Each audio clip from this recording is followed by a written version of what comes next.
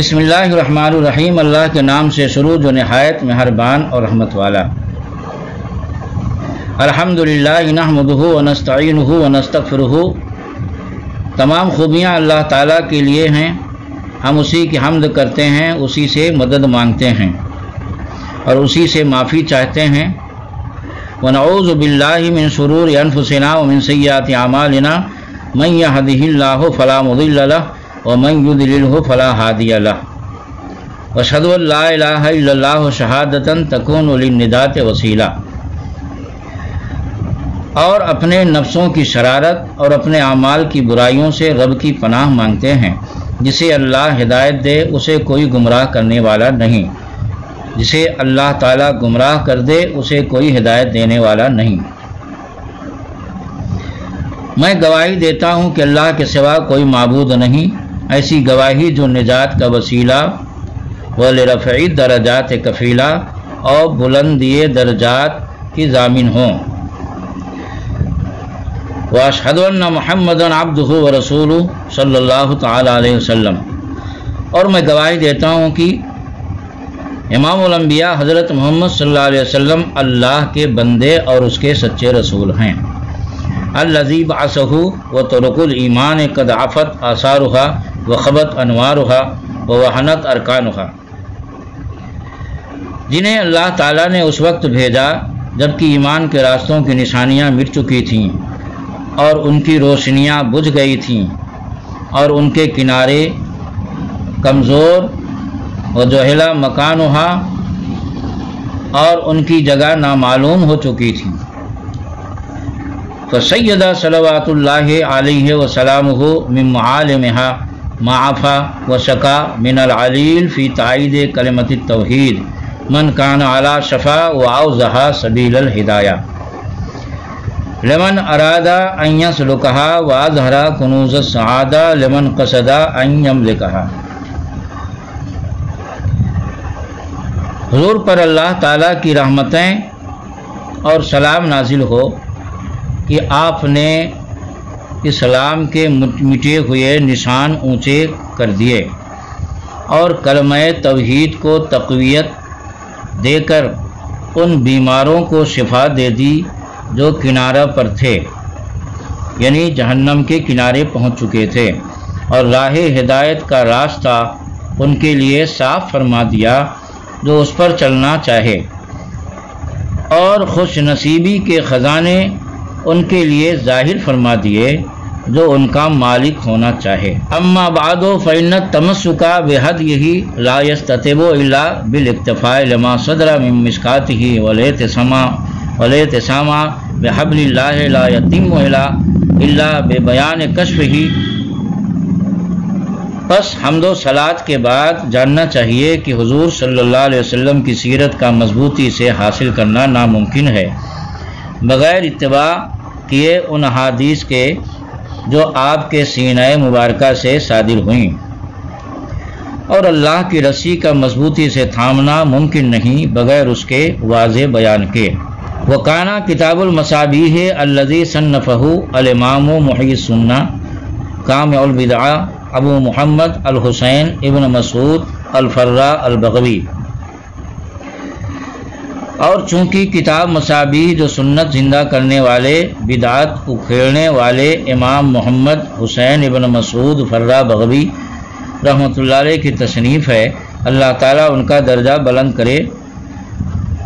تمام ان کتب میں جامع تر تھی جو اس بارے میں لکھی گئیں۔ مصابیح کے مصنف محی السنہ رحمۃ اللہ علیہ کی سیرت اور سوانح اور تاریخ سے متعلق میں پچھلے سبق میں بیان کر چکا ہوں، لہذا یہاں ترک کیا جاتا ہے۔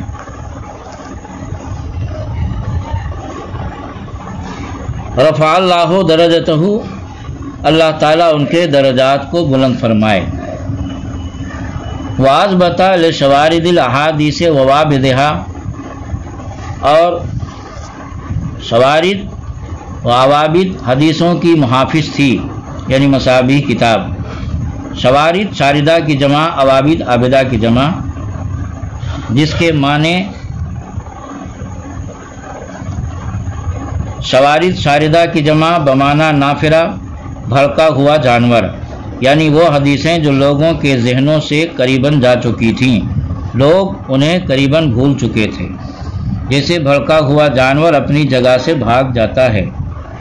اور عوابد عابدہ کی جمع ہے، یعنی وحشی جانور جو انسان سے نفرت کرے، یعنی مراد یہاں پر مجاز ہے، اس سے مراد وہ احادیث ہیں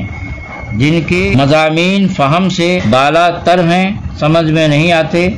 جیسے وحشی جانور قبضہ میں نہیں ہوتا،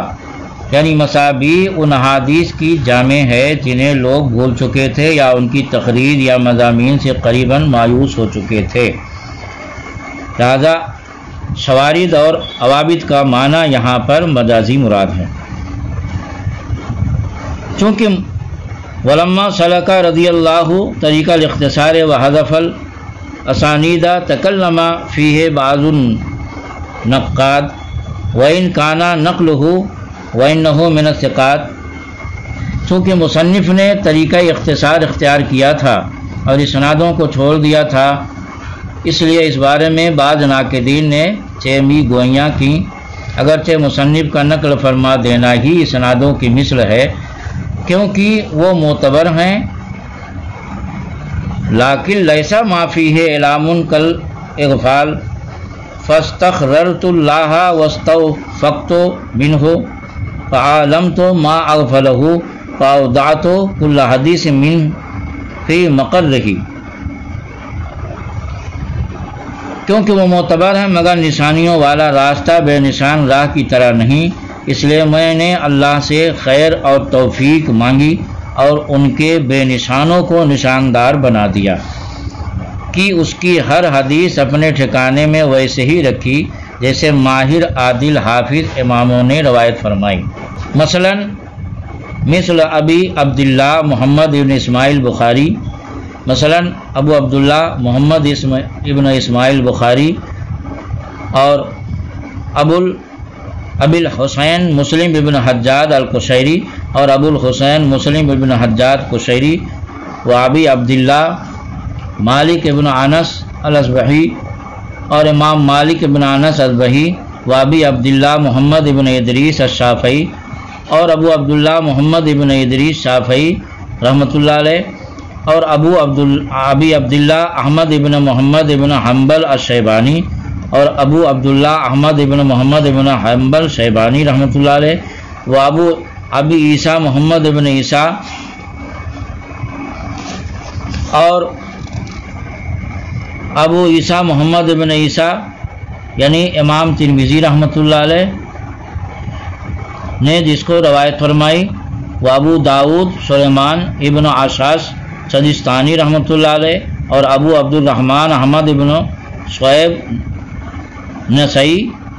رحمۃ اللہ علیہ اور ابی عبداللہ محمد ابن یزید ابن ماجہ قزوینی رحمۃ اللہ علیہ اور ابو محمد عبداللہ ابن عبد الرحمن دارمی اور ابو الحسن علی ابن عمر دارقطنی اور ابو بکر احمد ابن حسین بیہقی اور ابو الحسن رزین ابن معاویہ عبدری وغیرہ۔ مصنف یہ کہنا چاہتے ہیں کہ ان محدثین کی جو حدیثیں کتاب مصابیح میں تھیں ان کی حدیثوں کو میں نے تخریج کر دیا، یعنی ان سب کتابوں کے حوالے دے دیا کہ مصابیح نے کون حدیث کس کتاب سے لی، اور اس میں نے یوں بھی کیا کہ جو حدیث حسن تھی یا صحیح تھی یا ضعیف تھی اس کی وضاحت بھی کر دیا۔